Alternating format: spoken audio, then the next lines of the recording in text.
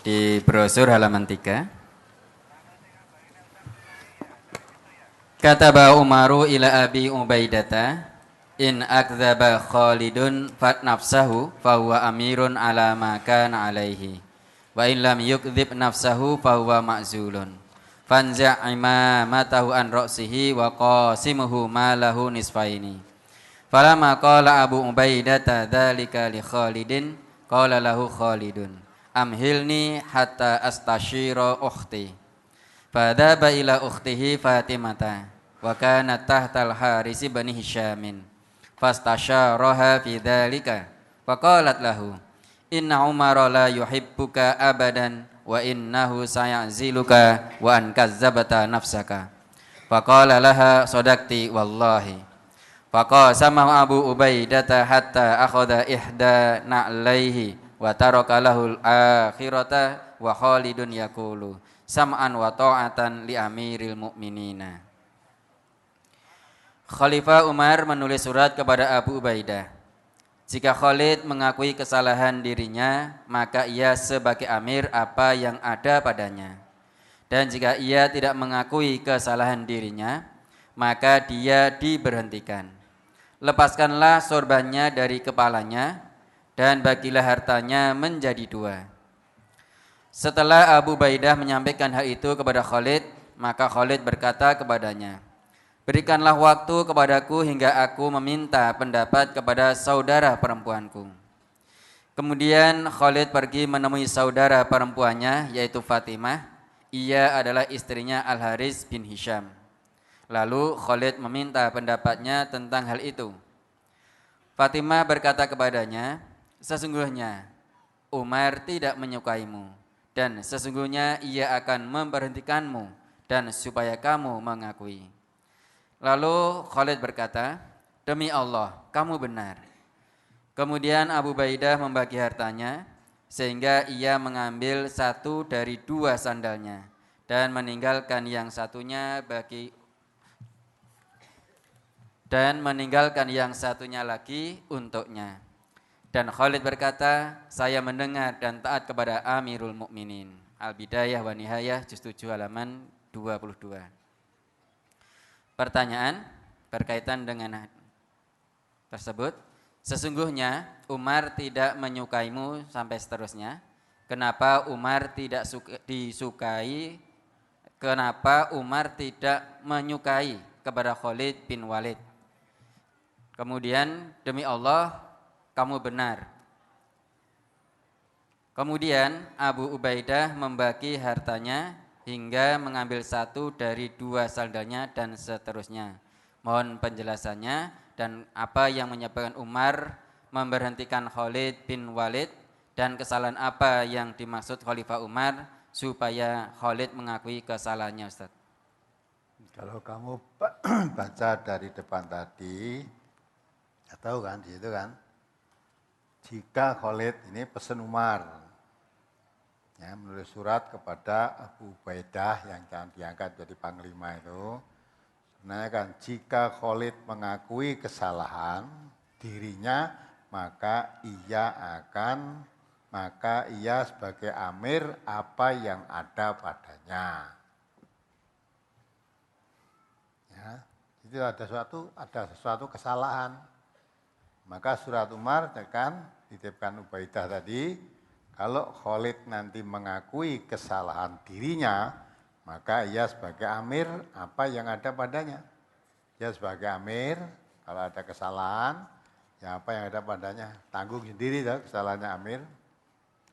Jika tidak mengakui kesalahan dirinya, maka dia diberhentikan. Nah, jadi kalau mengakui kesalahannya, ya tanggungan amir. Tapi kalau sampai tidak mengakui, berhentikan. Berarti Umar ini sudah mendapat apa? Ya, dapat pengertian. Mungkin ada sesuatu yang tidak baik menurut pandangan Amiril Mukminin sampai kepada beliau. Nah, itu kita sesuatu yang tidak baik itu tidak baik bagi umat yang dipimpinnya. Dalam satu riwayat yang lain, Khalid itu ya sudah orang-orang sudah boleh mengkultuskan atau menggunakan Khalid.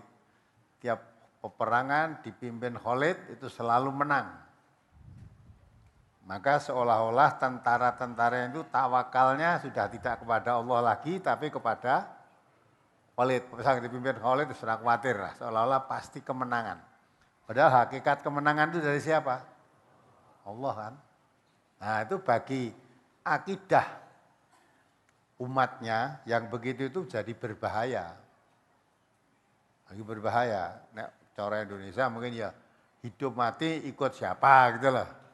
Ada enggak gitu itu? Nah, zaman Bung Karno dulu kan hidup mati ikut Bung Karno kan gitu. Ini barang Bung Karno mati ikut enggak? Nah, samping itu sudah seolah-olah ketergantungan nasibnya kepada seseorang, itu jadi syirik kan. Maka Amirul Mukminin membaca itu sangat berbahaya. Sangat berbahaya. Walaupun Khalid tidak menghendaki itu, tapi kalau sampai umatnya berbuat semacam itu, nah nanti bisa menempatkan manusia yang bukan pada tempatnya. Seperti Isa Al-Masih. Isa Al-Masih itu siapa? Tuhan apa anak Tuhan? Siapa? Anak Maryam, bukan anak Tuhan. Ya, ini karena mengunggulkan seolah menghormati sampai dianggap sebagai anak Tuhan. Kita memuliakan, itu sebenarnya menghinakan.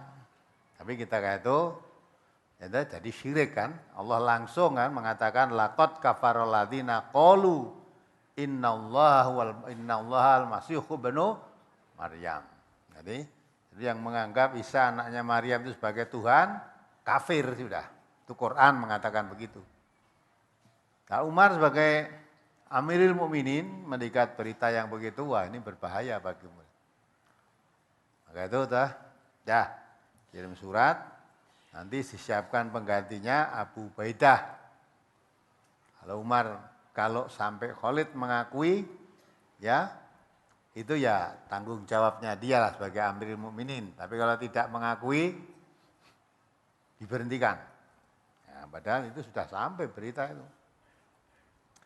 Nah kemudian saat itu Khalid saya minta waktu dulu, tanya saudara perempuan saya. Tanya pada perempuannya namanya Fatimah, katakan bahwa Amirul Mukminin tidak suka dengan kamu.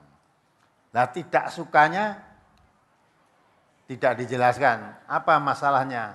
Tapi berita yang sampai kepada Amirul Mukminin antara lain seperti itu. Ya, tidak suka kalau membiarkan umat ya sudah mulai mengkultuskan seolah-olah kemenangan perang kemudian semua di Khalid. Kan lupa pada Allah. Ya, karena pada zaman Rasulullah pernah terjadi juga. Umat Islam kalau perang selalu menang, tapi ketika perang Hunain, jumlah tentaranya makin banyak. Ya, nah seolah tawakalnya kepada Allah berkurang. Wong kita jumlah sedikit saja menang kok ini perang Hunain ini, wah tentara Islam makin banyak. Jadi seolah kemenangan akan pasti gitu loh. Seolah kemenangan itu ditentukan oleh apa? Jumlah. Nah pada saat itulah Allah memberikan kekalahan. Sehingga diterangkan dalam satu ayat itu, dunia yang luas ini seperti sempit. Karena kaum muslimin lari ke sana kemari, selalu ketemu musuh. Nah inilah, jadi jumlah yang banyak, jangan kalau Allah memberi kemenangan jumlahmu sedikit, bukan berarti Allah cuci tangan, bukan berarti kalau menang itu karena kelihayanmu, tapi semua itu pertolongan Allah. Maka setelah kamu merasa jumlahmu banyak, merasa bangga dengan jumlah seolah-olah pasti kemenangannya, wong biasanya jumlah sedikit saja nggak pernah kalah, kok apalagi ini jumlah banyak. Nah tawakalnya sudah terpecah, Allah kalahkan dalam perang Hunain itu. Nah ini maka Khalid langsung dicopot dan Ubaidah langsung ya surbannya dilepas. Maksudnya surban itu dulu mungkin panglima perang itu pakai surban, sekarang pakai tanda apa di sini ya. Dah lepas sih tanda kepanglimaannya, Khalid diserahkan kepada Ubaidah tadi. Nah, sudah apa yang ada dibagi. Sampai Khalid menerangkan semua harta milik Khalid tadi dibagi dua, ya, sehingga sandalnya yang dua pasang pun diambil satu. Bayangkan Panglima saat itu sandalnya loro tok. Diambil satu, yang satu ditinggal untuk Panglimanya. Ya, enggak ada kok. Wah, Khalid rekeningnya gendut, enggak ada. Rekening apa gitu. Sandalnya pun rong pasang gitu. Dua pasang aja udah. Nah, inilah indahnya Islam. Setelah itu dia mengakui Khalid, ya, tanya kepada adiknya tadi, langsung Khalid berkata, saya mendengar dan saya taat. Benar apa yang dikatakan adiknya tadi, benar itu. Langsung membenarkan dan jawab pada Abu Ubaidah tadi, sampaikan, sami'na wa ta'na, ya. Saya mendengar dan saya taat kepada Amirul Mukminin. Dah apapun keputusan Amirul Mukminin, saya dipecat dari jabatan Panglima pada itu sedang perang berkecamuk. Perang Yarmuk gitu ya, perang berkecamuk. Serahkan Panglima kepada Ubaidah. Tidak ada masalah. Itu aku tidak demo-demo supaya tetap diangkat. Oh enggak ada. Semua ketaatan, keputusan Amir apa? Amirul Mukminin. Nah, Khalid dipecat, sami'na wa ata'na. Abu Ubaidah naik jadi Panglima, sami'na wa ata'na. Semua itu dilaksanakan karena mengharap ridhonya Allah. Maka pesan Ubaidah, ya dibaca. Pesan apa? Umar kepada Ubaidah. Sudah diangkat jadi Panglima itu. Halaman 4 masuk ke halaman 5. Nomor 8, pesan Khalifah Umar kepada Abu Ubaidah. Wa qad rawa Banu Jaririn an Shalih bin Kaisana annahu qala awwalu kitabin katabahu Umaru ila Abi Ubaidata hina wallahu wa azala Khalidan an qala wa usika bitaqwallahi alladhi yabqa wa yafna ma siwahu alladhi hadana minadh dhalalati wa akhrajna minadh dhulumati ilan nur wa qad ista'maltuka ala jundin Khalid ibnil Walidi fakum bi amrihimul ladzi yahiqu alaika la tuqaddimil muslimina halakatan raja'a ghanimatin wa la tunzilhum manzilan qabla an tastaridahu lahum wa ta'lama kaifa ma'tahu wa la tab'as sariyatan illa fi kanafin minan nas wa iyyaka wa ilqa'al muslimina fil halakati wa qad ablakallahu bi wa ablani bika faghudda basaraka anid dunya walhi qalbaka anha wa iyyaka an tuhlikaka kama ahlakat man kana qablaka faqad ra'aita masari'ahum wa amarahum bil masiri ila Dimasqa wa kana ba'da ma balaghul khabaru bi fathil yarmuki wa ja'adhu bihil bisyaratu wa hamlul khumusi ilaihi. Ibnu Jarir meriwayatkan dari Shalih bin Kaisan.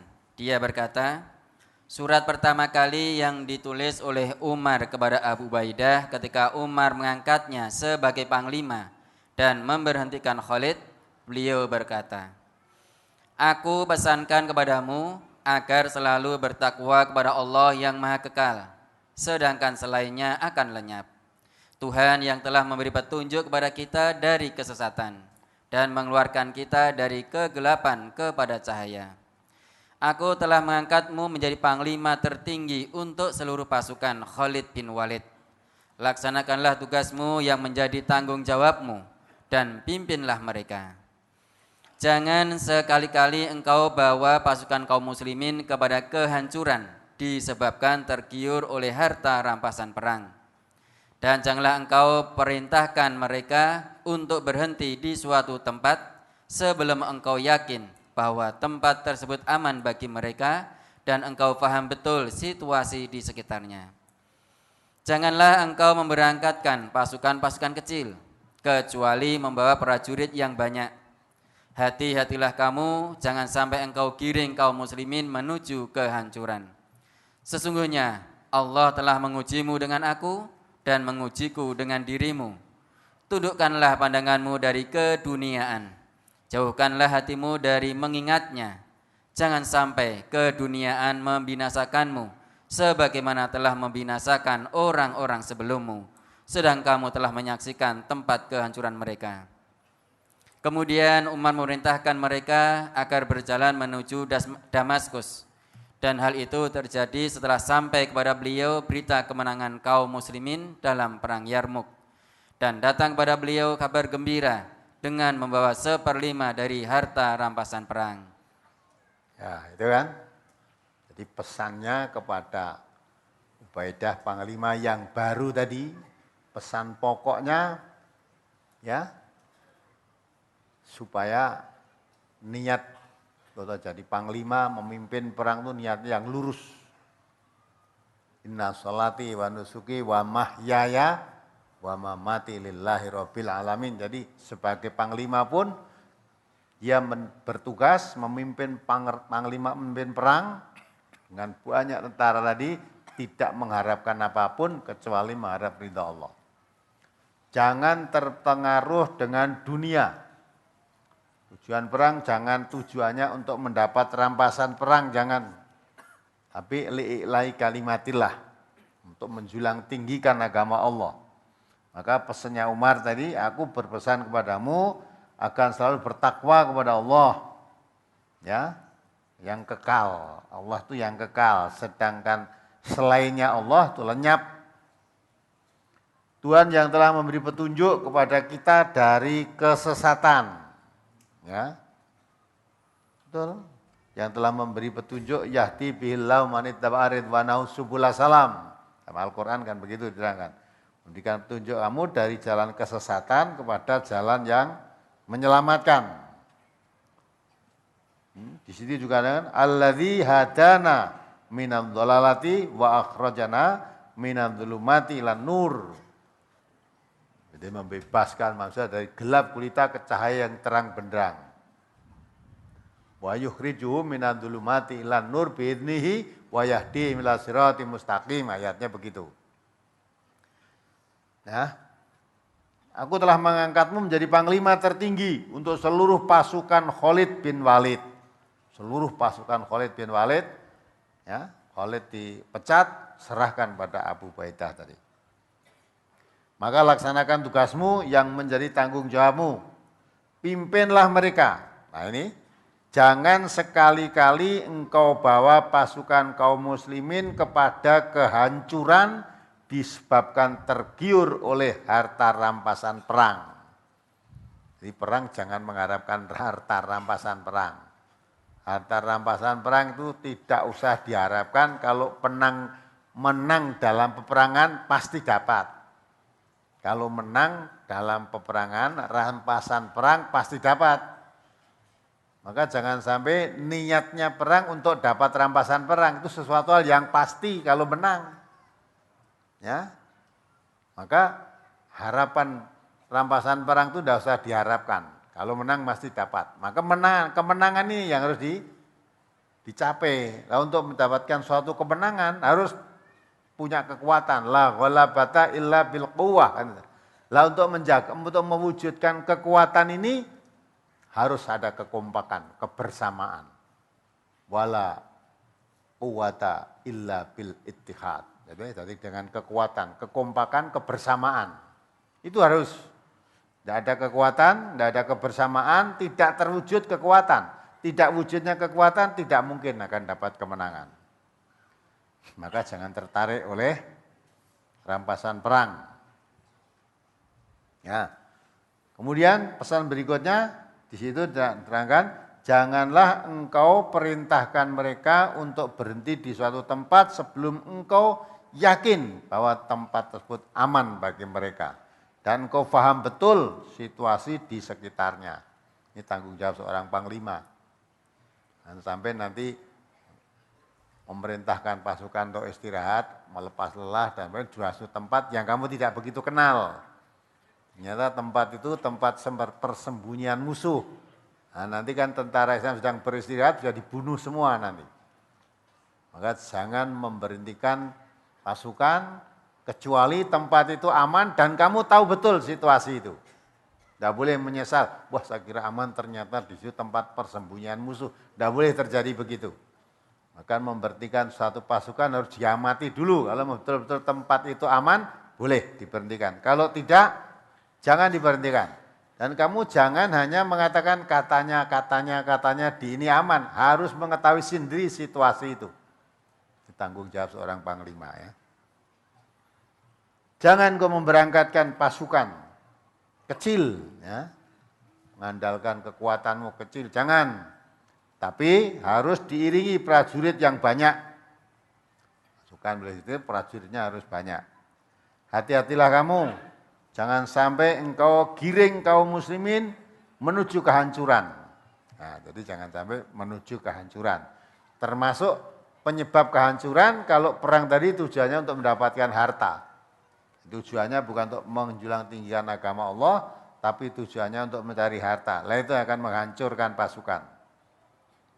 Sesungguhnya Allah telah mengujimu dengan aku dan mengujiku dengan dirimu. Sama-sama diuji. Umar sebagai Amirul Mukminin yang melepaskan tentara dengan Panglima Ubaidah tadi, itu ujian bagi Umar. Amanat enggak Panglima yang ditunjuk ini? Nah juga panglimanya sebagai ujian Umar, Umar juga diuji sebagai panglima. Untuk menguji, Allah menguji mereka itu. Tundukkan pandanganmu dari keduniaan. Jauhkan hatimu dari mengingatnya. Dari mengingat dunia. Perang sing dipikir aja ngomongin untuk rampasan ya. Jangan mikirkan dunia saja. Jauhkan itu. Jangan sampai keduniaan membinasakanmu. Sebagaimana telah membinasakan orang-orang sebelum. Orang-orang dahulu terbinasa karena ya, yang dikejar hanya dunia saja. Sedangkan kamu telah menyaksikan tempat kehancuran mereka. Mereka yang hidupnya hanya menjuru dunia saja itu. Akhirnya dihancurkan oleh Allah. Dan tempat-tempat itu disaksikan oleh Abu Ubaidah itu. Ya, puing-puing tempat-tempat manusia-manusia yang dihancurkan oleh Allah karena dunia saja, nah, sampai mendurhakai Rasulnya, itu sudah ditunjukkan tempat-tempat itu, bekas-bekas puing-puingnya ada, bekas-bekasnya. Ya, itu memerintahkan Umar agar berjalan menuju Damaskus. Ya, telah terjadi sampai kepada beliau berita kemenangan kaum muslimin dalam perang Yarmuk. Ya, kemenangan dulu loh, maka datang beliau kabar gembira dengan membawa 1/5 dari harta rampasan perang. Kita menang pasti membawa. Kalau ditujunya hanya rampasan perang saja, ya sudah salah niat. Niatnya mencari dunia. Ya itulah dari lain. Apalagi? Brosur halaman pertama. Wa tuwfi Abu Bakrin falamma dufina sa'ida Umar bin al-Khattabi fa khataban nasa summa qala innama masalul arabi masalu jamalin anifin ittaba'a qaidahu falyandur qaidahu haitsu yaquduhu wa amma ana fa wa rabbil ka'bati la ahmilannakum 'ala tariqi.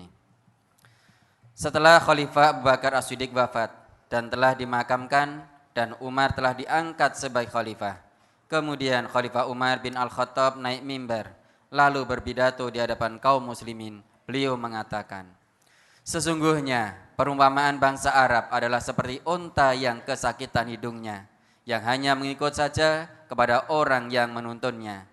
Maka perhatikanlah orang yang menuntunnya, bagaimana ia akan menuntunnya. Adapun aku demi Allah, Tuhan pemilik Ka'bah, aku akan sungguh-sungguh membawa kalian pada jalan yang benar. Al-Kamil fit Tarikh. Mohon dijelaskan, sesungguhnya perumpamaan bangsa Arab adalah seperti unta yang kesakitan hidungnya, yang hanya mengikut saja kepada orang yang menuntunnya, Ustaz. Unta kesakitan hidungnya maksudnya diapakan unta itu? Nah, dikeloi, kayak sapi di sini kan hidungnya dicocok, terus dileboni apa itu? Dimasuki dadung. Ya, itu tinggal manut, dituntun kemana, wong hidungnya sakit. Ya, nah, digambarkan oleh Umar seperti ini. Bangsa Arab ini tergantung siapa penuntunnya.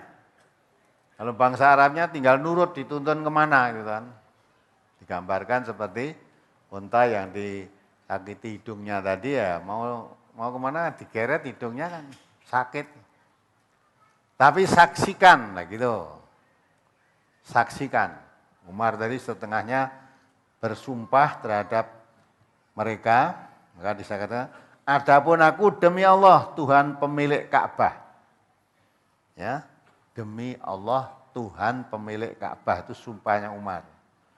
Bagaimana ia akan menuntunnya? Adapun aku demi Allah Tuhan pemilik Ka'bah, aku akan sungguh-sungguh membawa kalian pada jalan yang benar. Ya, akan membawa kalian kepada jalan yang benar. Ya kan? Umar berjanji akan membawa benar. Lah kalau tidak benar, Nabi sudah mengatakan, Nabi walaupun tadi katakan bagi orang Arab seperti dituntun oleh pemimpinnya saja, tapi Nabi sudah mengatakan, innama ta'atu fil ma'ruf.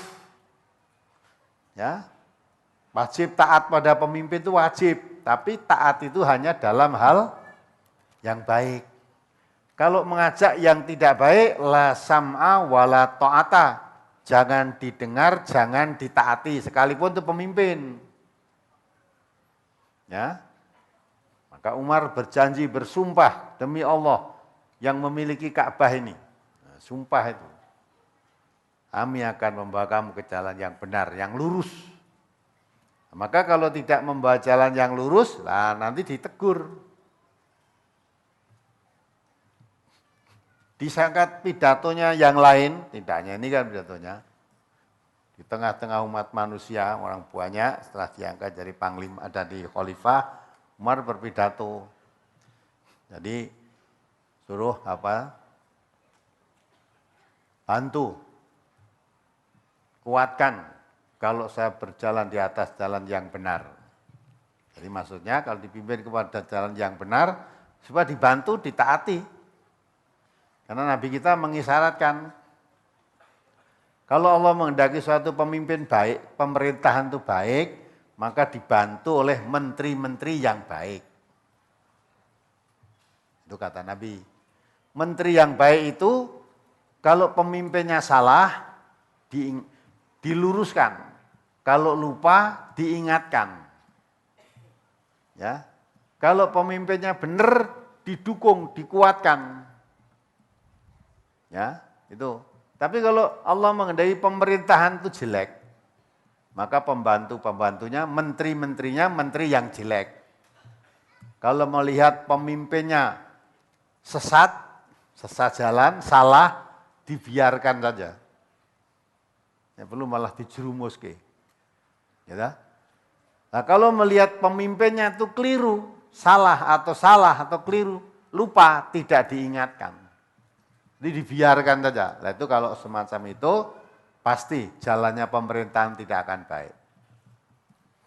Maka Umar ketika menyampaikan hal itu, ada seorang dengan mengacungkan pedangnya gitu. Hai Amirul Mukminin, pedangku ini yang akan menebas lehermu, akan menegur lehermu kalau kamu berbuat kesalahan. Umar saat itu mencucurkan air mata, menangis haru. Kalau rakyat semacam ini, berarti pemerintahan ini akan jalan baik. Ya, nah sekarang kalau ada orang begitu, dipenjara, dicekel. Wah ini kurang ajar, menghina pemimpin ini, gitu dah. Ini menghina, mosok pemimpinnya ditugel lehernya. Nah, jadi supaya pemimpin itu juga ingat, yang kamu pimpin ini tidak setengah-setengah. Kalau sampai kamu menyimpang, pedangku ini yang akan menegur lehermu. Itu. Jadi Umar menangis ternyuh. Kalau begini keadaan umat yang dipimpin, berarti pemerintahannya akan baik. Sebab yang memimpin akan hati-hati, jangan sampai lehernya ditegur oleh pedang, oleh yang dipimpin. Yang dipimpin pun juga akan selalu mentaati, mengamati Kalau benar, sami'na wa ata'na. Kalau tidak benar, la sam'a wa la ta'ata. Itu yang pesankan Nabi begitu. Nah itulah. Maka kalau kita bicara sejarah Islam, tinggal kenangan. Sekarang ini sudah tidak ada yang begitu-begitu, enggak ada. Coba kamu lihat Panglima dipecat terus bandane dibagi loro, sepatune rong pasang kayak sijine eneng saiki. Sekarang jadi ya petinggi saking bingungnya sekarang itu saking bingungnya kok wong Sumatera kono ora ngerti. Karena bingungnya menyimpan harta korupsinya itu, maka ada istilah pencucian uang. Belikan ini untuk ini, biar tidak konangan gitu loh. Ya. Nanti kata diambil, mau apa saya tidak punya apa-apa. So, ternyata uang sudah di mana-mana harta kekayaannya. Nah sekarang ini dirasa begitu itu aman. Aman kamu di dunia. Ditanya hakim, ya kalau kamu bisa silat lidah, oh bisa aman. Pokoknya hakimnya mbok bagai. Ya. Tapi nanti di hadapan Allah, yauma nahtimu ala afwahim wa tukallimuna aydihim wa tashhadu arjuluhum. Dan nanti di hadapan Allah, kamu menghadapi hakim yang maha adil. Cangkemmu nanti dikunci. Betul kan, surat Yasin itu bunyinya begitu kok. Coba dibaca itu. Ya umana, timu jangan dikira saya, itu surat Yasin yang kamu sudah hafal semua itu loh. Tapi kan nggak ngerti isinya, mau ngapal tok, ya toh. Coba dibaca ayo. Surat Yasin surat ke-36 ayat 65. Al-yawma nakhtimu ala afwahihim wa tukallimuna aydihim wa tashhadu arjuluhum bima kanu yaksibun. Nah, ini diperhatikan. Ini surat Yasin. Ya. Yo. Pada hari ini kami tutup mulut mereka dan berkatalah kepada kami tangan mereka dan memberi kesaksian kaki mereka terhadap apa yang dahulu mereka usahakan. Ya toh? Al-yauma nahtimu ala afwahihim. Ada pada hari ini di hadapan hakim yang maha adil nanti cangkemnya, mulutnya dikunci, tutup, tidak bisa bicara. Karena kalau mulut itu berbicara kadang-kala simpang siur. Ya, merah katakan hijau, hijau katakan merah, merah katakan kuning, sudah tidak bisa dipegang. Ya, wa tukallimuna aydihim. Yang bicara nanti tangan-tangan ini. Wa tashhadu arjuluhum bima kanu yaksibun. Kakinya menjadi saksi apa yang kamu usahakan. Iya. Kalau di sini tanya, ya, kamu ambil ini. Cangkemnya bisa ngomong. Tangannya bicara. Iya. Saya mengambil yang bukan milik saya. Ini sebetulnya milik negara tapi saya ambili. Nah, kakinya bicara, ya saya mengantarkan ini. Ya, menjadi saksi. Tidak perlu saksi ahli lagi sudah. Tidak perlu. Semuanya badan anggota tubuhnya menjadi saksi. Mau kemana? Fa'ina tadhabun. Ya kalau begitu kamu mau pergi kemana? Ya tinggal masuk neraka nanti. Maka kalau orang bohong, kata Nabi, iyyakum wal kadhiba. Fa'inal kadhiba yahdi ilal fujur. Fa'inal fujura yahdi ilan nar. Jangan kamu merasa bangga, merasa senang kalau kebohonganmu bisa berhasil di dunia ini. Jadi kamu bohong malah bebas, tidak dipenjara. Yang benar malah dipenjara. Itu bisa jadi kok, itu sudah zaman Nabi Yusuf itu ya begitu. Ya, zaman Nabi Yusuf begitu sudah ada. Nabi Yusuf itu masuk penjara. Padahal itu belum Nabi waktu itu. Yusuf calon Nabi itu. Masuk penjara. Dituduh karena mau memperkosa istri majikannya. Ya. Padahal sudah ada saksi ahli itu. saksinya mengatakan. Nah waktu di Quran diterangkan itu ya. Waktu di rumah ada rumah hanya isinya Yusuf dengan istri majikannya. Bantunya kan di luar nggak boleh masuk, dikunci kok, semua pintu dikunci. Nah saat itu kan terjadi gurda-gurduk pelayon gitu loh. Ya, pembantunya yang di luar ya krungu tok do ngopo kayak gitu loh.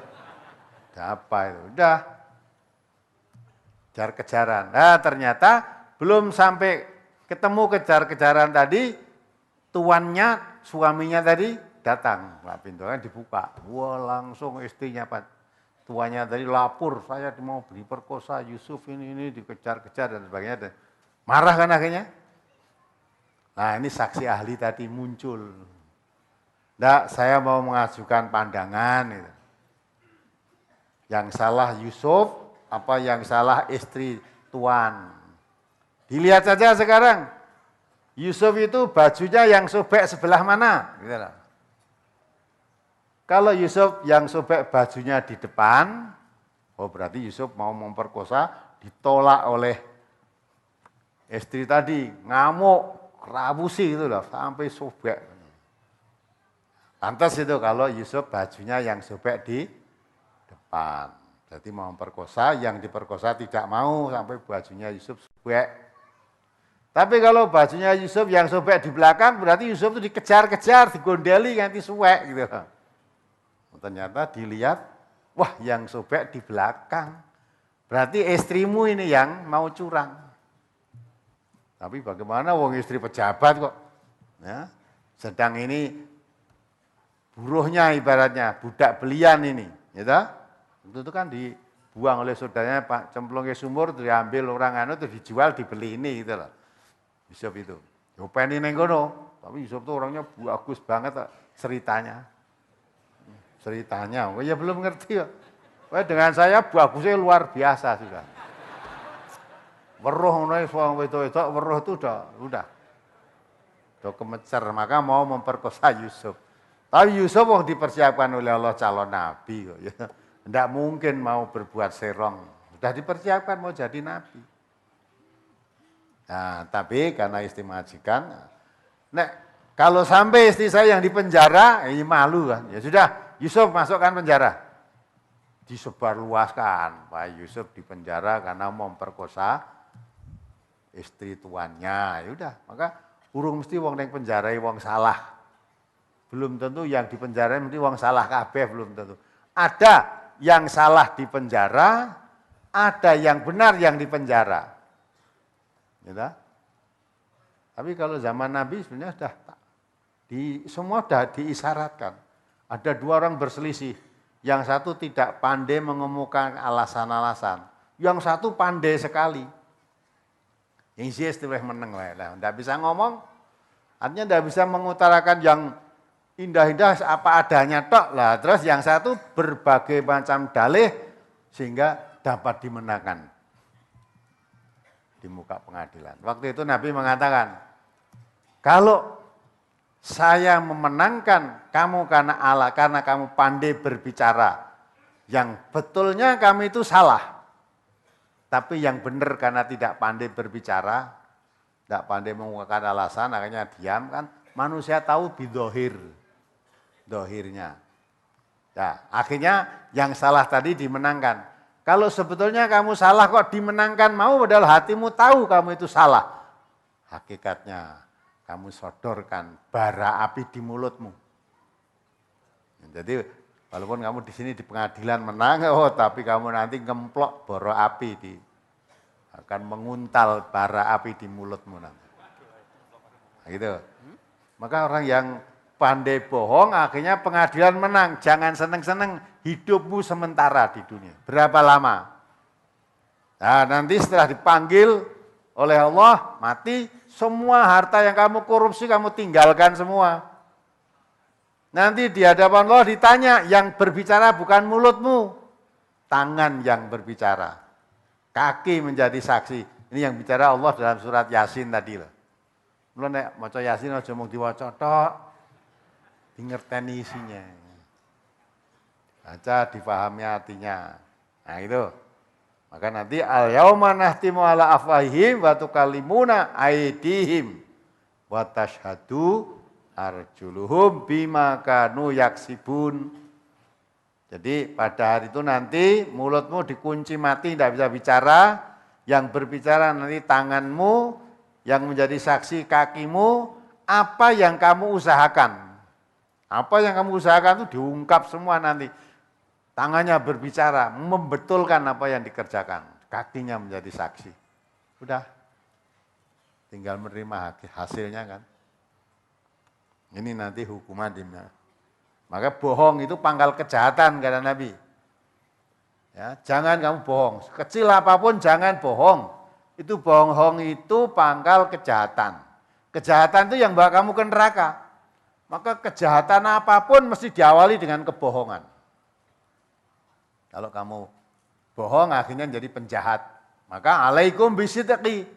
Wajib kamu berjujur. Fa inna sidqa yahdi ilal birri. Kejujuran itu pangkal kebaikan.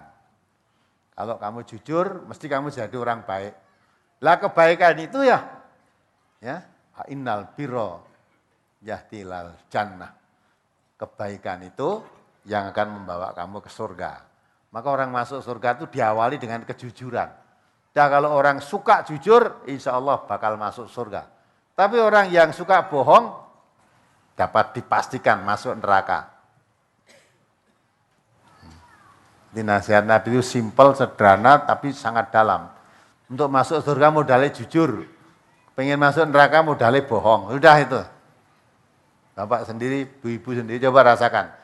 Kulino bohongi cilik ora trimo sithik, mesti kepengen bohong lebih besar, lebih besar, lebih besar. Latar kabuna tobakon, tobak. Manusia itu akan naik setingkat demi setingkat, jenjang setahap demi setahap. Ya.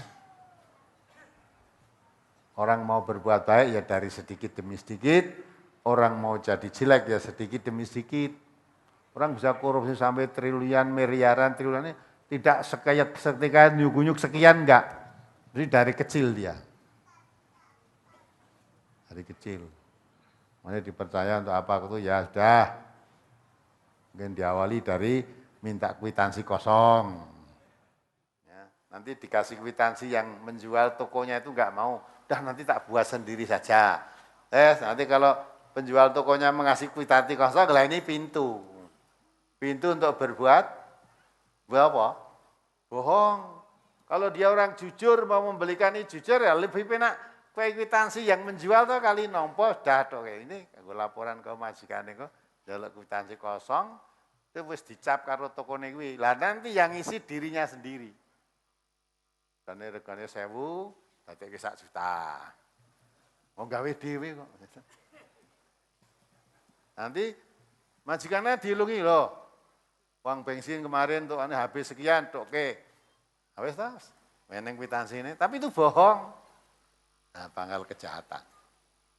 Maka itu pesan Nabi itu yang paling selamat orang itu jujur. Katakan sebenarnya walau kan muron. Ya. Sekalipun ulil haqqa walau kana muron. Katakan yang sebenarnya sekalipun akibatnya pahit. Nek kowe ngandake apa enenge disengeni oleh majikanmu atau mungkin dilorot gajimu atau mungkin dikeluarkan akibatnya pahit. Tapi lebih pahit kalau kamu bohong nanti. Nah, kalau di dunia ini sepahit-pahit apa dihukum manusia masih ada jalan keluar dari kepahitan. Jadi baik. Tapi kalau di akhirat nanti kalau masuk hukuman Allah pahit tidak ada obatnya sudah selamanya nanti akan. Itu dari keyakinan bagi setiap muslim. Apalagi kaum muslimin sekarang ini sudah tidak ada Amirul Mukminin. Lalu bagaimana sikap muslimin mensikapi kondisi sekarang ini agar mendapatkan keselamatan dunia dan akhirat? Dengan menonjolkan bangga dengan golongan atau firqah-firqah, yakni berpecah belah, apakah ini termasuk mengkufuri karunia Allah sehingga hatinya tidak menjadi bersatu lagi? Iya. Lalu bagaimana agar kaum muslimin bisa meneladani kejayaan kepemimpinan Amirul Mukminin, Ustaz? Kembali pada Quran dan Sunnah. Ya dah? Maka Rasulullah mengatakan, alaikum bisunnati wa sunnatil khulafa'ir rasyidin al-mahdiyyin. Ya, wajib kita tuh meneladani ya, sunnah Rasulullah dan sunnah sahabat-sahabat Nabi. Nah, bagaimana untuk bisa meneladani, mengerti bagaimana Nabi, bagaimana sahabat-sahabat Nabi. Setelah mengerti, diamalkan. Nanti akan sampai ke sana. Maka orang sekarang itu makin jauh dari tuntunan kebenaran. Seperti yang sudah diucapkan Rasulullah, saya tialan nas zamanun la islamu illasmuhu. Walal Qur'anu ila rasmuhu. Masajiduhum amiratun wahwa harabum minal huda. Ulama'uhum syarru man tahta atimis sama min indihim tahrujul fitnah wa fihim ta'udu. Kadang akan datang suatu zaman Islam itu tinggal namanya nanti. Orang mengaku Islam tapi perilakunya jauh dari Islam. Padahal Islam itu sumbernya apa? Quran dan Sunnah itu yang diwariskan oleh Rasulullah. Rasulullah mengatakan, taraktu fikum amroini. Aku tinggalkan kepadamu dua perkara. Siapa berpegang teguh dua perkara itu dijamin lan tadillu, tidak akan sesat. Ma masakum bihima. Yang berpegang teguh keduanya itu. Keduanya itu apa? Kitab Allah maksudnya Al-Quran, wa sunnatan nabihi maksudnya sunnah Nabi al-hadis. Sehingga yang diwariskan oleh Rasulullah itu di Quran dan hadis. Tapi manusia, wa idza qila lahum ta'alau ila ma anzalallahu wa ila rasul, qalu bal nattabi'u ma wajadna alaihi aba'ana. Ya, kalau diajak mari kita ikuti apa yang diturunkan Allah, maksudnya Al-Quran. Wa ila rasul maksudnya ikuti sunnah, jawabnya tidak. Saya ikuti Quran sunnah, cukup saya mengikuti apa yang saya dapati dari bapak-bapak kami, nenek-nenek moyang kami. Sampai Allah mengatakan awalau kana abahum la ya'lamuna syai'an wa la yahtadun. Apakah sekalipun bapak-bapakmu tidak tahu apa-apa dan tidak mendapat petunjuk, juga kamu ikuti? Walaupun ngakunya Islam.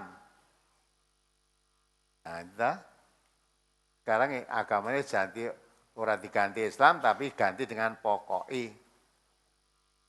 Wes pokoknya mbahku dhisik ngene. Pokoknya bapakku ngajari ngene. Pokoknya itu. Ya, walaupun nyimpang dengan Quran dan Sunnah, pokoknya aku cukup. Pokoknya saya cukup mengikuti. Nah, coba dibaca ayatnya, surat Maidah 104 itu. Ini Quran yang saya kamukan, bukan akal-akal saya.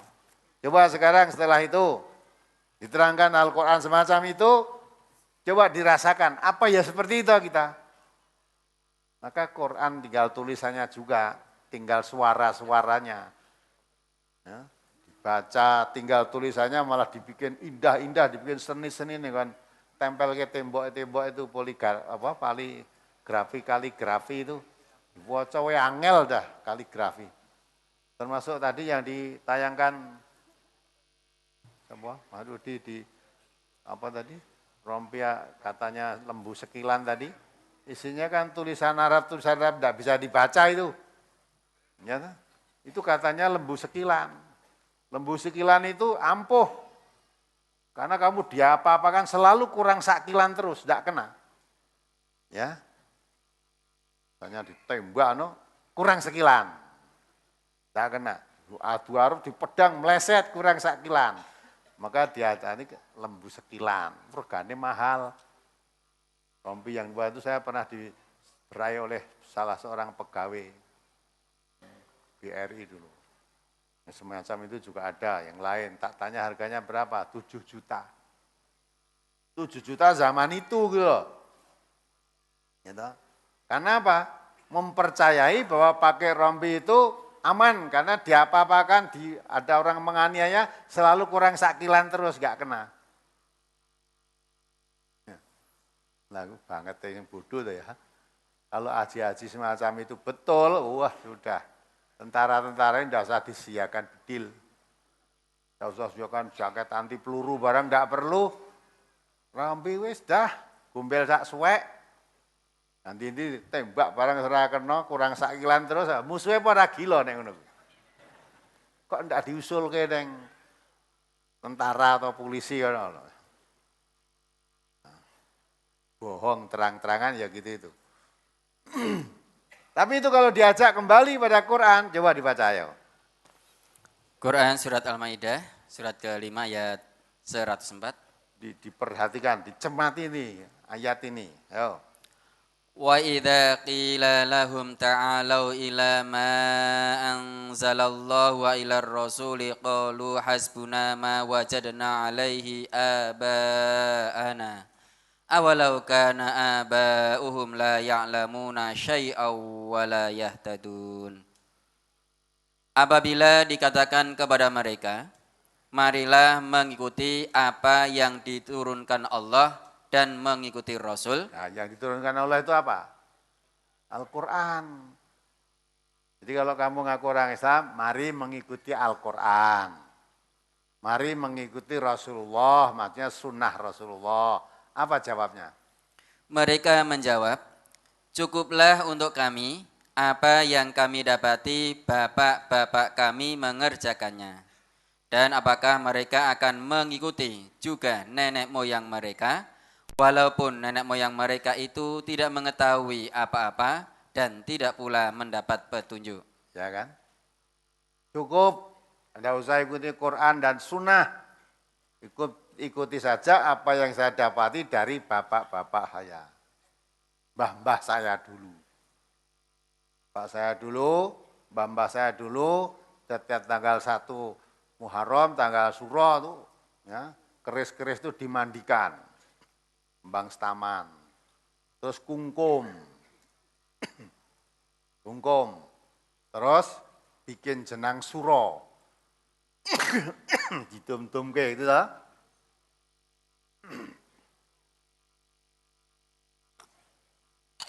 Dan yang lain-lain banyak sekali. Tinggalan mbah-mbah dulu kan banyak sekali. Yang itu sebetulnya tidak nurut tuntunan. Kalau diajak kembali pada Quran dan Sunnah, jawabnya enggak, saya cukup mengikuti tinggalnya mbah-mbah dhisik. Ada enggak di antara saudara-saudara yang masih mengikuti gitu? Ya. Maka Quran dikaji enggak suka, kiko mesti ngilangi ajaran mbah-mbah kiko. Ya tak? Nah bagaimana kalau saudara mau ngikuti Al-Quran, belajar saja enggak boleh? Ya, saudara kepingin tadi kembali zaman Rasulullah, Habasawa dulu, umat Islam satu seperti itu. Belajar aja enggak boleh kok gimana? Belajar Al-Quran malah enggak kena racun, ya, ruang luar biasa kan?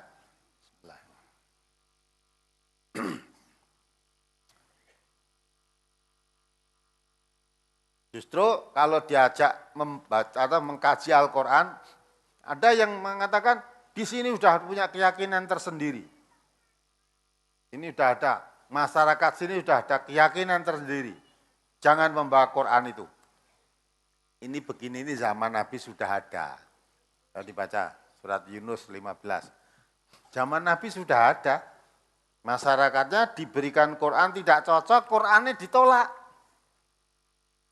Usul kepada Nabi, ya Muhammad, datangkan Quran selain itu.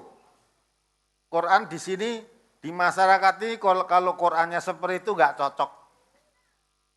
Coba datangkan Quran yang lain. Kalau memang tidak ada Quran yang lain selain itu, ya rubahlah sedikit. Disesuaikan dengan masyarakat sini. Sini itu masyarakat Jawa. Jadi Quran kan turun di Arab, kalau yang digoneng Jawa harus di Jawa, Jawa ke. Nanti yang Sumatera ya di Sumaterake gitu ta. Yang Madura di Madurake lah. Akhirnya Islam itu bukan agama universal, bukan, tapi agama daerah-daerah masing-masing. Mulai ada Islam Kejawen. Islam Kejawen ini. Lah mestinya kalau Jawa, adat budaya orang Jawa kalau mengandung ya, akidah yang bertentangan dengan Islam, dirubah, diluruskan. Bukan Islamnya malah dirubah. Islam itu ciptaan Allah, buatan Allah. Kalau budaya manusia, buatan manusia dengan buatan Allah kalau bertentangan disesuaikan dengan buatan Allah itu, jangan malah buatan Allah yang disesuaikan dengan manusia. Ayo dibaca. Surat Yunus surat ke-10 ayat 15. Agak panas ya. Agak panas. Wa idza tutla alaihim ayatuna bayyinatin qala alladziina la yarjuna liqa'ana ati biqur'anin ghairi hadza aw badilhu Qul ma yakunu li an ubaddilahu min tilqa'i nafsi in attabi'u illa ma yuha ilayya inni akhafu in asaitu rabbi adzaba yaumin azim. Dan apabila dibacakan kepada mereka ayat-ayat kami yang nyata, orang-orang yang tidak mengharapkan pertemuan dengan kami berkata, datangkanlah Al-Quran yang lain dari ini, atau gantilah dia. Katakanlah, tidaklah patut bagiku menggantinya dari pihak diriku sendiri. Aku tidak mengikuti kecuali apa yang diwahyukan kepadaku.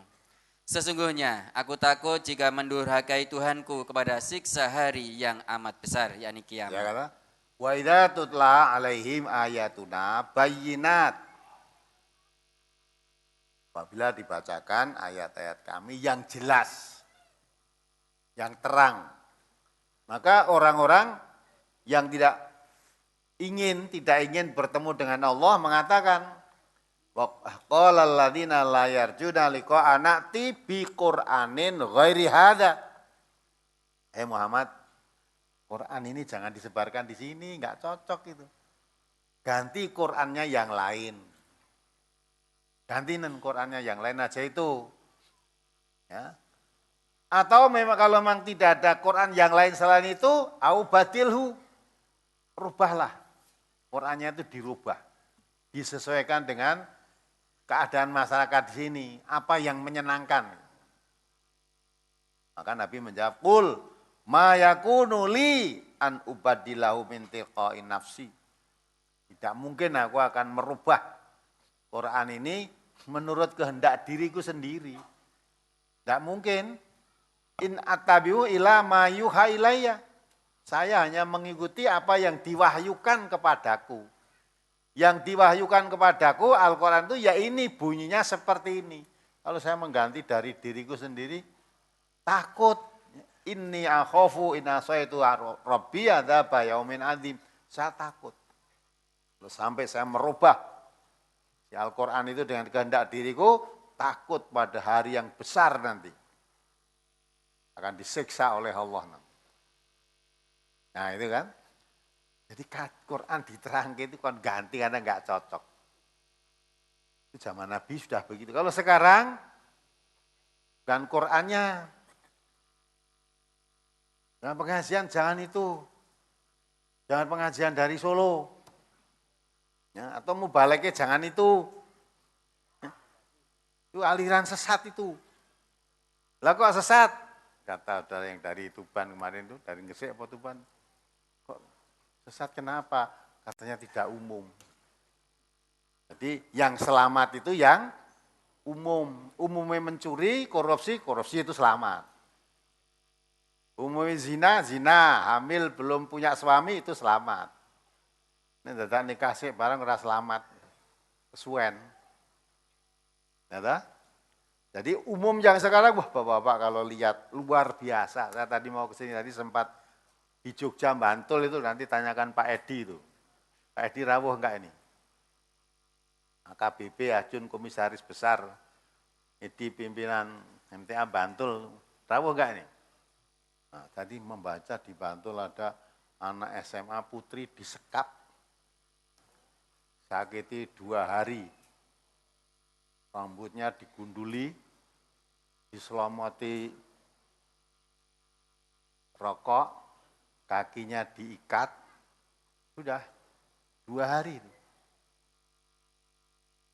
Ya, hanya masalah goro-goro apa? Nah, tangannya itu ada tatonya. Tatonya siapa? Hello Kitty. Ya, karena ngembari tato wanita yang lain ada tato itu terus ditulis sih apik endi ingatnya gitu loh. Wah, dengan hanya awak ditato aja sudah. Padahal nanti kedua-duanya diazab nanti. Wanita mentato badannya itu haram. Wanita membuat tai lalat palsu itu pun haram. Tai lalat tahu? Tai lalat jangan dipalsu, biar tai sendiri. Ya, buat andeng-andeng maksudnya. Itu haram hukumnya. Wah, wanita, tato. Kan susune ditato, gegere ditato, kabeh ditato. Nah itu dah. Akhirnya disekap oleh temannya, yang nyekap juga putri-putri. Ada laki-lakinya 2 tadi. Ya luar biasa. Goro-goro gitu. Nah sekarang tangkap polisi, yang 4 lari katanya. Disekap berapa orang itu, yang 4 masih dalam buron, belum ketemu. Itulah dunia kita. Nah itu kalau ngajarkan Quran, yang melarang-melarang begitu berarti tidak suka itu. Tidak suka. Yang tukang seneng maling barangkali diajari Quran tidak seneng. Tukang judi ya enggak seneng. Itu nanti kalau kamu ngaji di situ nanti tidak boleh judi, tidak boleh zina, tidak boleh maling, tidak boleh sesajen, gitu loh. Padahal di kampung ini sudah sukanya begitu. Maka jangan boleh ngaji di situ. Malah ada suatu kampung ini harus steril dari. Nah gitu, jadi setir. Lah ngono mau ngerti agama gimana, wong baru dikaji aja enggak boleh. Tapi yang terus jalan terus. Ini perang antara yang hak dan yang batil sejak zaman dulu. Tapi Allah janji, kalau yang hak muncul, yang batil sirna. Tapi kalau yang hak tidak mau muncul, akan diwarnai kebatilan. Nah, kalau sudah diwarnai kebatilan, nanti kalau Allah menurunkan azab, yang baik-baik pun kena. Bukan yang dosa saja. Yang membiarkan perbuatan dosa berjalan lancar, padahal dia sebenarnya tahu mencegah tapi tidak mau mencegahnya, kena juga. Nah kita tidak mau. Di samping itu, kalau itu akan berlarut-larut, Allah akan menghancurkan negeri ini sehancur-hancurnya. Ya kita tidak ingin negeri dihancurkan sehancur-hancurnya. Berusaha kita ya menghindarkan kehancuran itu, paling tidak memperlambat. Nanti kata nanti dihancurkan negeri ini, mudah-mudahan kita sudah di hadapan Allah dalam keadaan bahagia.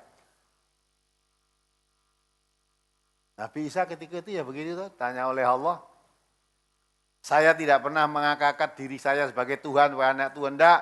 Saya selalu mengajarkan, ya, Rabbi wa Rabbukumullah, Tuhanku dan Tuhanmu Allah. Maka kita menghambakan diri pada Allah ketika aku masih di tengah-tengah mereka. Tapi setelah engkau wafatkan ya Allah, ya, umat manusia saya tidak tahu lagi. Sudah di tangan kekuasaanmu. Nah itu. Maka itu kita berusaha selama hidup ini kita usaha. Jangan sampai negeri dihancurkan oleh sehancur-hancurnya karena dibiarkannya kemaksiatan berjalan di mana-mana. Kita tahu seperti setan buta, tahu pura-pura tidak tahu. Gitu. Orang tahu kemungkaran dia dikatakan Nabi seperti setan buta. Gitu. Kita berusaha. Kalau mereka belum mau, paling tidak bentengi dirinya sendiri dan keluarganya. Ku anfusakum wa ahlikum naro. Jaga dirimu, jaga keluargamu. Jangan tersentuh api neraka. Terus wa'andir asiratakal akrobin. Kerabat-kerabat dekat kita, tonggo teparu, ayo diajak. Mau ya syukur, tidak mau, kita sudah lepas tanggung jawab. Baca surat Al-Isra 16 itu. Akan dihancurkan sehancur-hancurnya.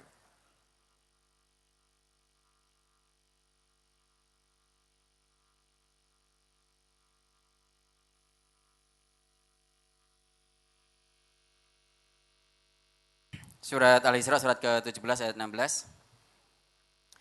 Wa idza aradna an nuhlika qaryatan amarna mutrafiha fafasaku fiha fahaqa 'alaihal qawlu fadammarnaha tadmira.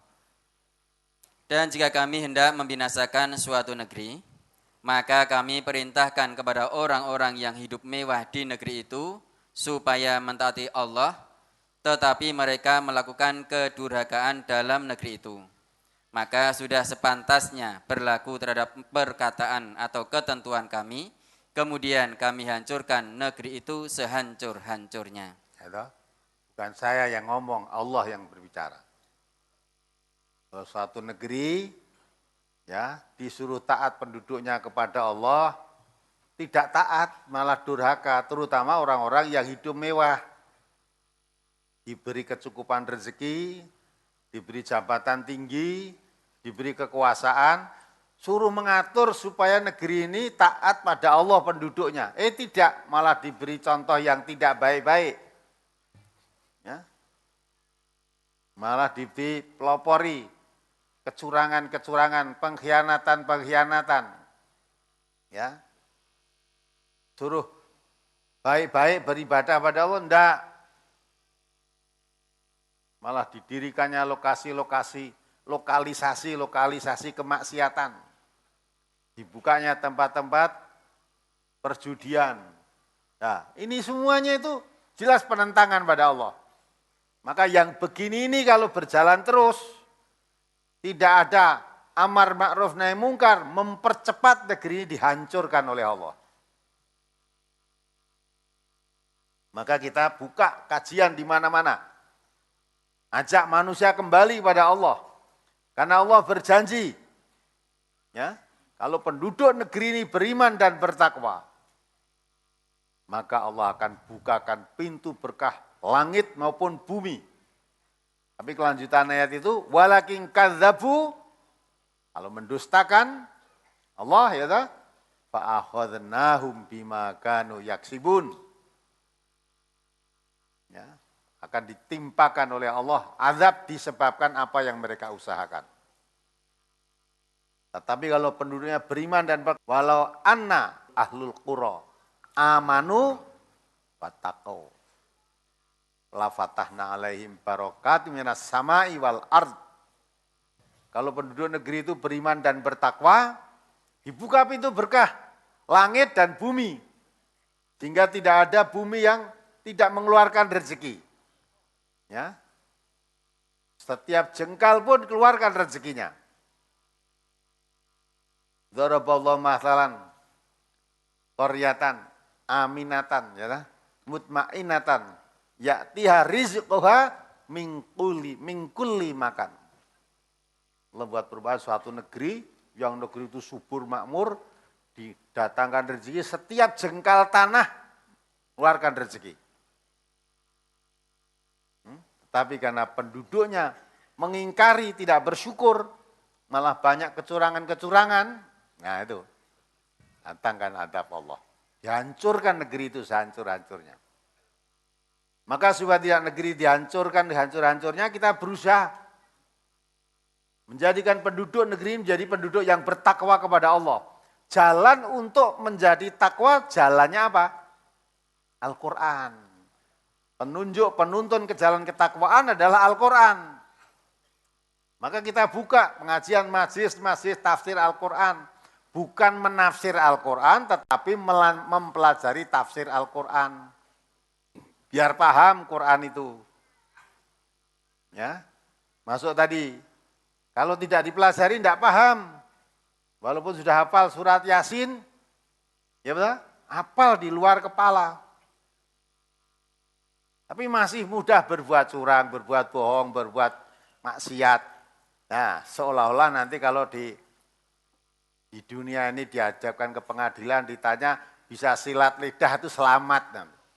Ternyata nanti di hadapan Allah mulutnya dikunci, gak bisa bicara. Yang menjadi saksi nanti kakinya, yang berbicara tangannya. Itu siapa lagi yang akan menyelamatkan? Nah, maka diingat-ingat. Maka Quran itu perlu dikaji, bukan sekedar dibaca gitu loh. Nah kalau seluruh penduduk negeri ini memahami Al-Quran, mengikuti Al-Quran, menjadi orang yang bertakwa, negeri ini akan jadi negeri yang baldatun thayyibatun wa rabbun ghafur. Jangan sampai seperti negeri Sabak yang diberikan negeri yang baldatun thayyibatun wa rabbun ghafur, tapi penduduknya khianat, maksiat. Ya kan? Akhirnya ditimbulkan oleh Allah banjir dengan bedahnya bendungan Ma'arif. Ada suatu bendungan yang besar namanya bendungan Ma'arif. Tanggulnya jebol, sudah bedah, semuanya tenggelam. Sehingga negeri yang subur, banyak tanaman-tanaman yang menghasilkan rezeki tadi, ludes semua. Ya, tinggal tumbuh pohon-pohon yang berbuah pahit, buah sider. Ya, semacam pohon cemara, ada lagi pohon yang berbuah pahit, gak enak dimakan lagi. Itu karena penduduknya durhaka. Negeri kita ini sudah banjir juga sudah di mana-mana. Ya enggak? Konon kabarnya saya tidak nilai ke sana, hanya lewat TV, Istana Negara pun sudah dikepung banjir. Sekarang presiden kita kantorannya sementara di Bogor.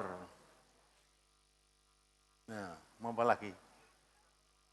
Jakarta sudah berapa hari sampai sekarang ini kalau lihat TV masih banjir digenangi air banjir terus. Orang mau Jakarta, Kalimantan banjir. Mana lagi? Jombang banjir. Ya, Jombang banjir, Sidoarjo banjir. Di mana-mana banjir. Solo tergenang banjir, bukan banjir.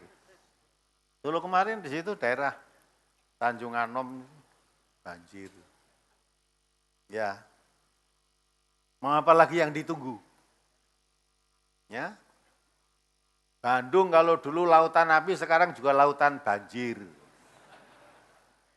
Tidak mau apa lagi? Hampir merata toh. Apakah kita tidak sadar, tidak memikir itu? Ya. Kita hanya, oh ini memang bencana alam, memang ini sedang musimnya banjir. Ya nanti kalau sudah musim terangan kan tidak banjir. Iya, oleh kamu ngomong itu gampang, nek terangan tidak banjir. Tapi Jakarta itu banjirnya tidak banjir sungai saja. Banjir laut juga yang dinamakan rob. Banjir laut sudah. Maka kalau orang mengkaji Al-Quran, memahami semua kejadian demikian jadi bukan secara kebetulan, bukan. Kalau kita lihat kacamata Al-Quran, tanda tanya, mungkinkah ini cicilan azab yang diberikan oleh Allah yang sudah diisyaratkan dalam surat Al-An'am ayat 65. Qul huwal qadiru ala ayyab asa alaikum azabam min fauqikum aw min tahti arjulikum aw yalbisakum syi'an wa yudhiqa ba'dakum ba'sa ba'din. Undur kaifa nusariful ayati la'allahum yafqahun.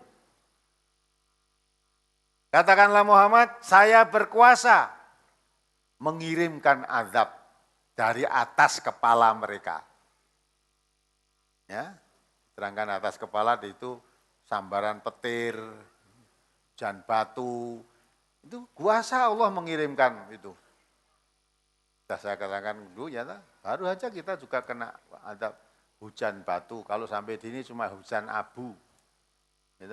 Yang di dekat sana satu kampung tertimbun batu besar dan pasir. Saya ke sana gitu.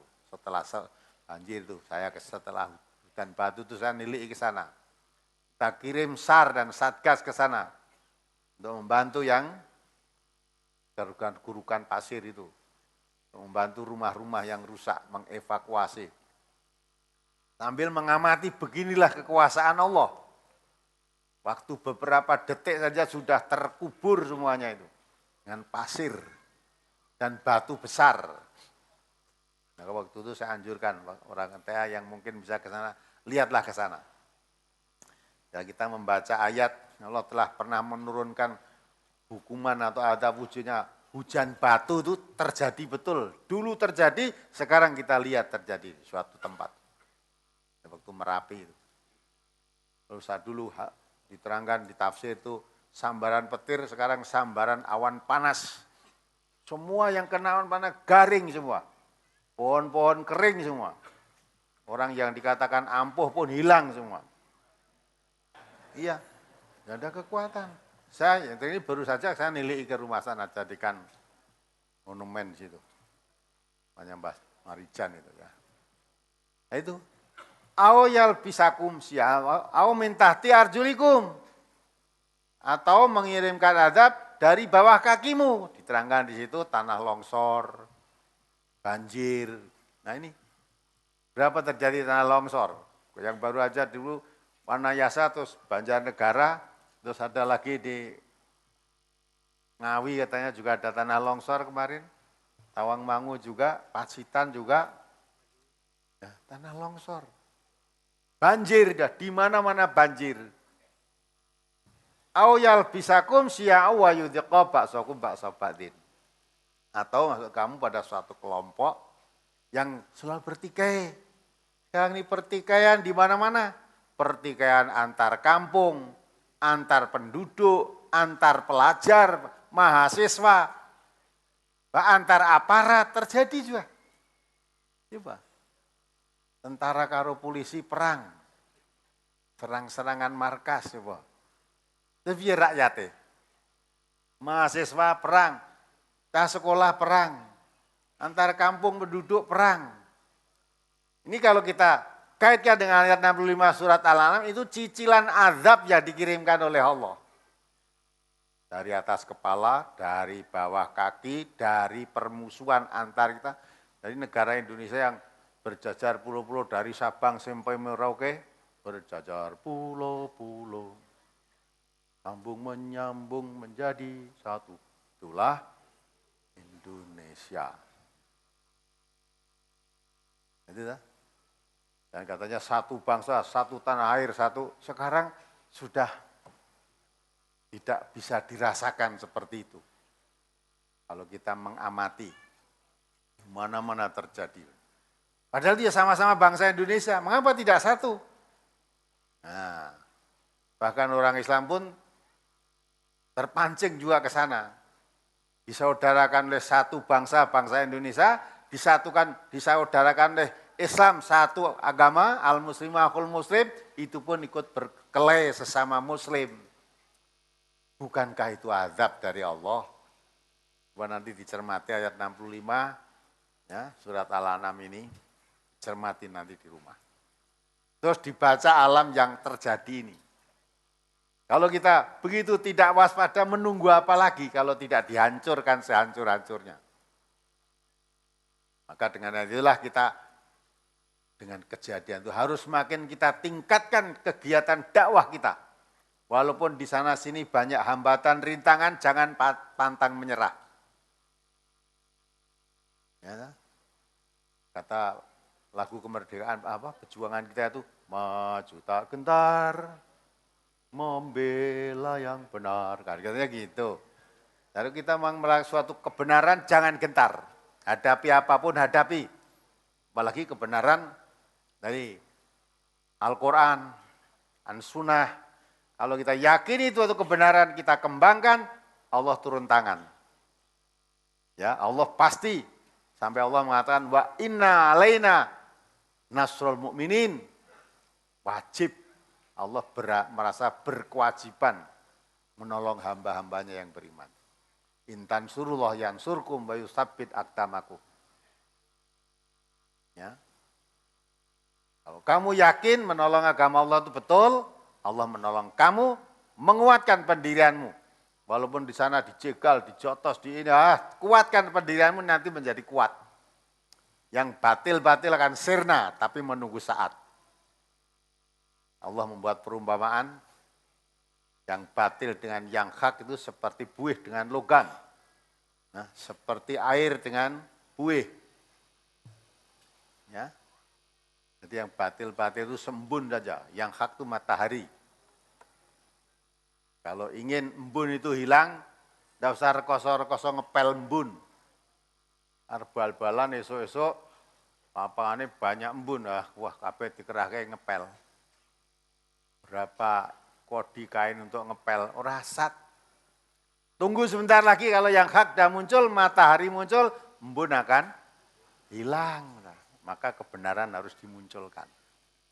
Ya alhamdulillah dengan dakwah melalui radio ini, insya Allah pertolongan Allah makin tampak menolong kita semua yang sudah mendaftarkan sampai hari ini untuk diresmikan kemungkinannya kalau tidak bulan September dan Oktober.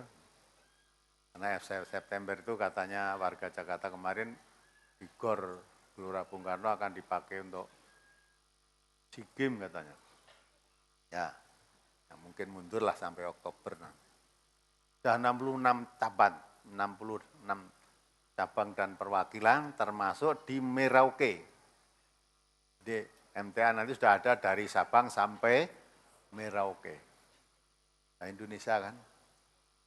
Katanya penduduk Indonesia itu paling besarnya beragama Islam. Kalau dari Sabang sampai Merauke mayoritas beragama Islam, ada kajian yang seperti kita kaji kembali pada Quran dan Sunnah, insya Allah itu mempercepat negeri kita menjadi negeri yang baldatun thayyibatun warabun ghafur. Paling tidak menghambat untuk dihancurkan menjadi sehancur-hancurnya tadi.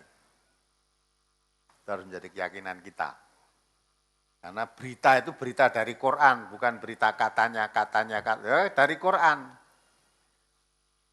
Nabi mengisyaratkan tadi, Islam tinggal namanya, Quran tinggal tulisannya, tinggal suara-suaranya. Kalau membaca boleh, dikaji jangan. Ya, dikaji jangan. Karena kalau kamu mengkaji Al-Quran nanti susah ditipu.